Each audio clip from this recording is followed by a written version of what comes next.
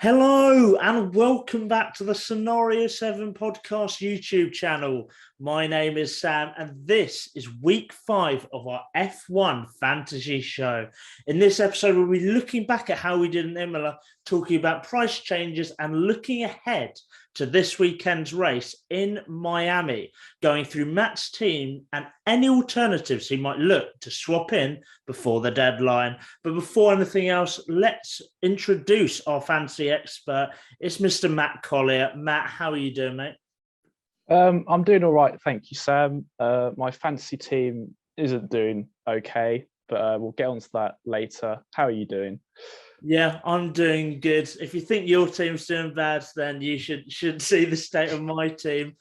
But let's look back at Imola and see where everyone sits in the Scenario 7 podcast fantasy table. Before we go on to me and Matt's team, we're going to start with Performer of the Week, which is an award we give out to the person with the most points from the last race.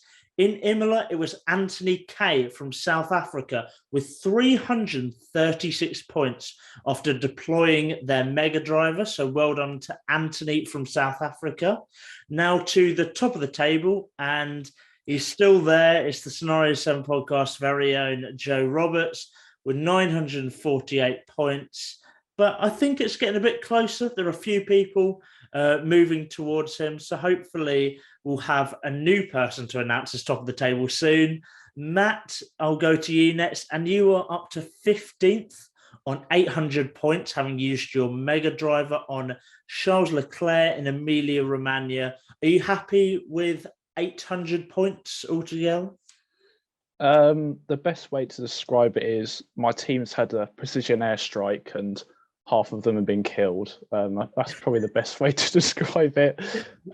Yeah, all the DNFs have just been terrible for my team. I get to have a race of no DNFs.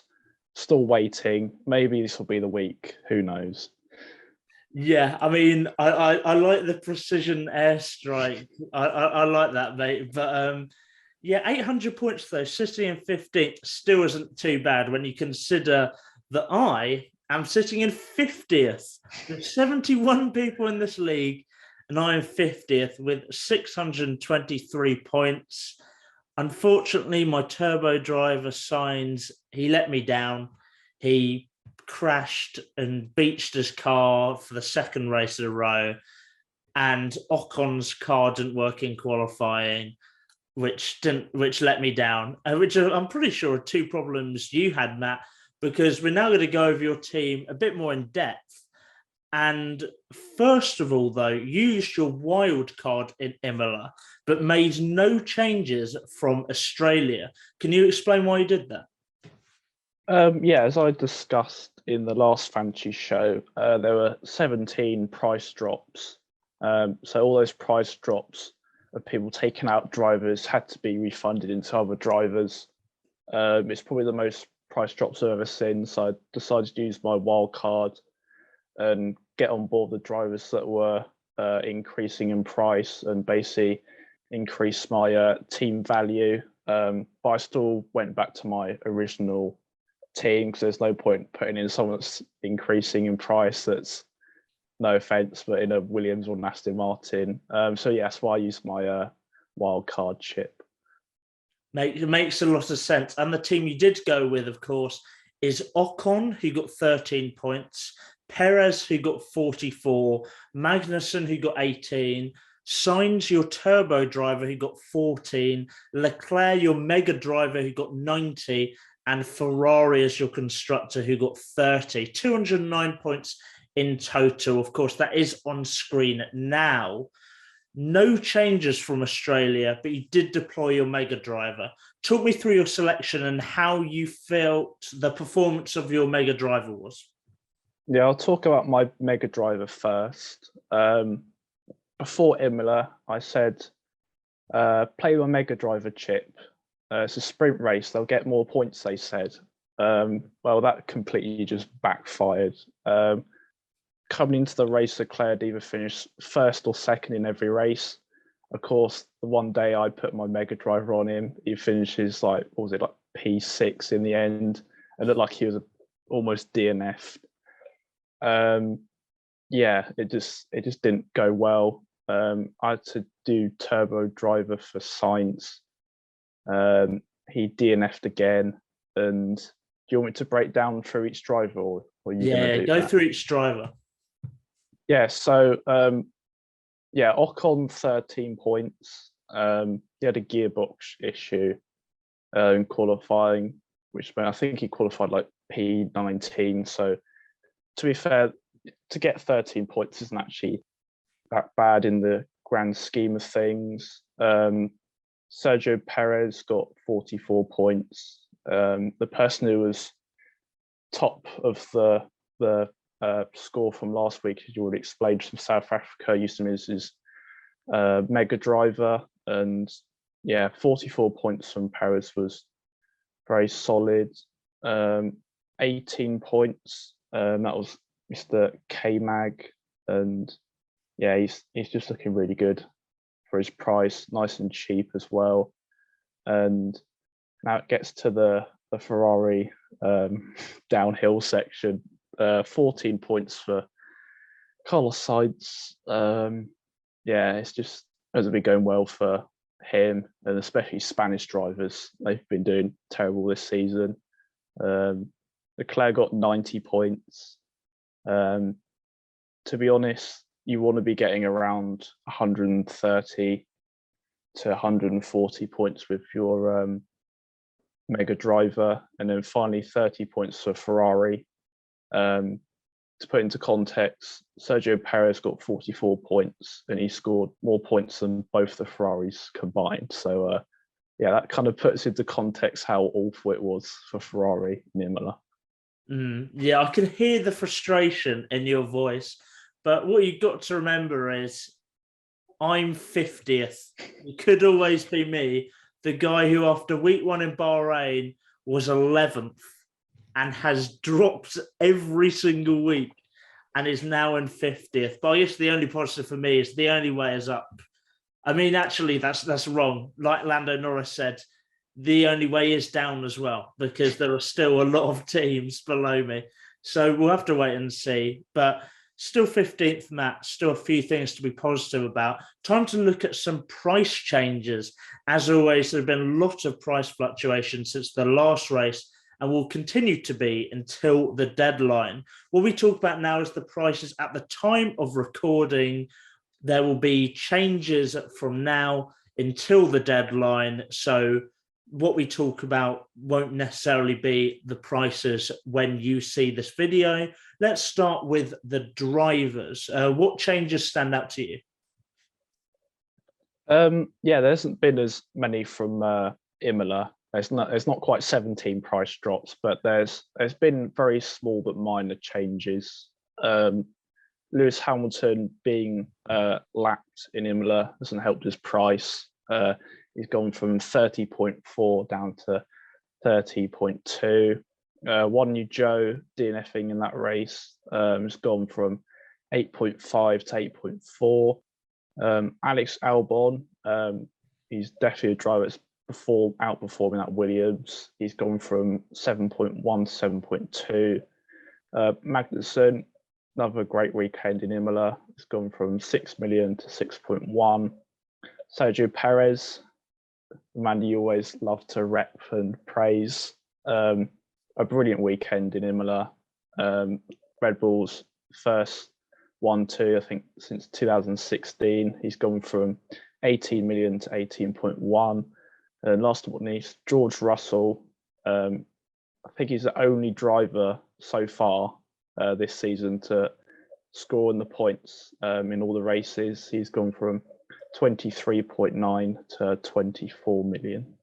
Not only the only driver to score on the points, but the only driver to finish in the top 5 in every single race this season, which is quite extraordinary, considering the setbacks that the Mercedes car has had this year.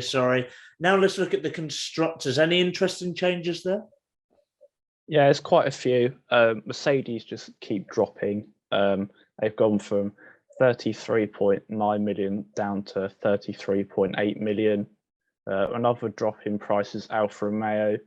They've gone from 8.4 million down to 8.3 million. And then Williams have also decreased in price, going from 6.6 million down to 6.5 million. Some interesting changes to keep you up to date with who you could potentially put in your team. You need to be considerate of their price rises and drops. So that's why we go through them.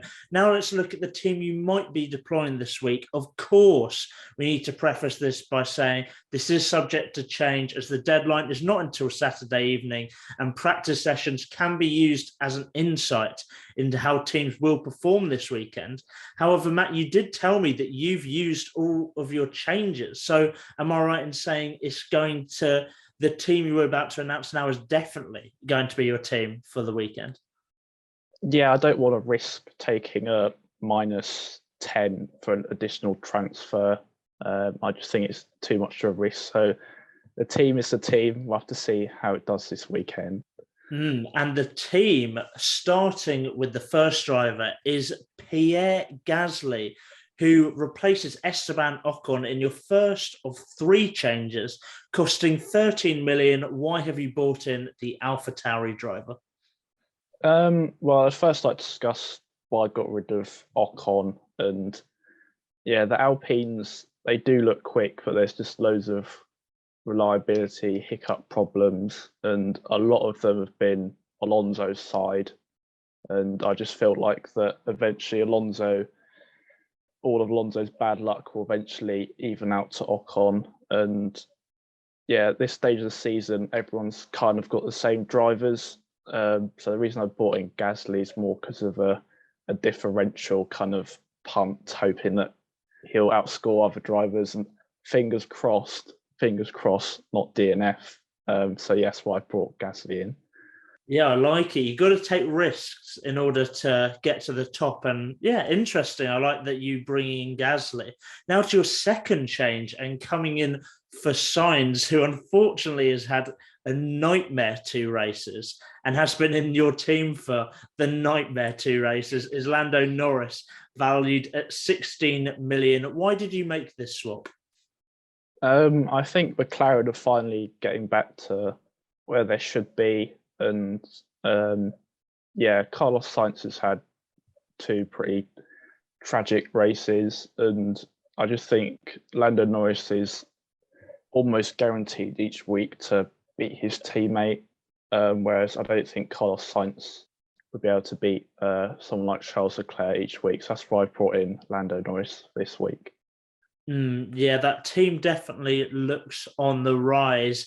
Kevin Magnussen, priced at 6.1 million, remains in your team. This is despite us breaking hearts last week by announcing that you would be taking him out. You instead changed your mind, decided to keep him, and will again be in your team for Miami. Why have you done this? I think I've realised the panic when I was like, oh, Kevin Magnussen's actually doing really well. And yeah, I think he'll be in my team, to be honest, for the entire season. That Haas is just scoring so many points. All you have to do is look at how many points Magnussen's got in the Drivers' Championship. And yeah, it's crazy to think how cheap he was at the start of the season. Priced at 5.5 at the very beginning. And yeah, that Haas car, as I said, is doing really well. It means I can spend the funds elsewhere. And yeah, he's definitely a must-have if you don't have him in your team. Yeah, you say the Haas is scoring a lot of points. That side of the garage is scoring a lot of points, with Schumacher yet to pick up any. But Kevin Magnussen, ever reliable, is, as you said, a very good pickup if you can get him in your team. The man, the myth, the legend, it's Sergio Perez up next, keeping his place, valued at 18.1 million. He's on a streak, if I'm not mistaken. Why did you keep him? Yeah, I decided to keep Perez because he just looks very comfortable in that Red Bull, and that Red Bull is always going to be fighting at the very top of the grid. And I think he's still very goodly priced. There's a lot of drivers, for example, the Mercedes, that are very expensive, and Perez is only 18.1 million. And yeah, I think he's got a qualifying streak this weekend. So I expect some more points for Perez this week. Yeah, great pick. And for your last driver, it's the only representative for the Ferrari contingent. It's Charles Leclerc, who is also your turbo driver for this week. 18.9 million. Didn't have the race he would have wanted in Imola, I think it's fair to say. But why did you keep him? Also on, I think, 2 streaks, I think. Yeah, so he's got a qualifying streak and a race streak this weekend. And yeah, despite his tragic result in Imola, I still think he'll get loads of points this weekend. And to be honest, I think that if you don't have Leclerc, you're going to miss out a lot because he's got his qualifying streak and race streak this weekend. So that's why you should definitely consider putting him in your team.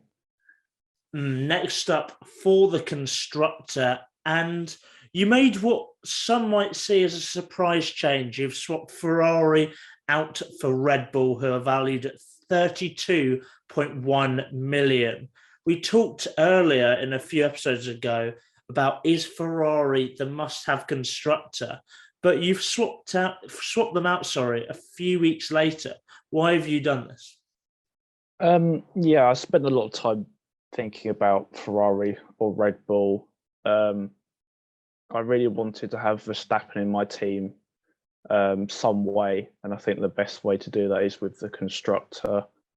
I've also been looking at the Ferrari drivers and kind of thinking about the Ferrari as a team. And personally, I think Red Bull have been in positions a lot more where they've, for example, even last year, they took Mercedes to the Y in the constructors.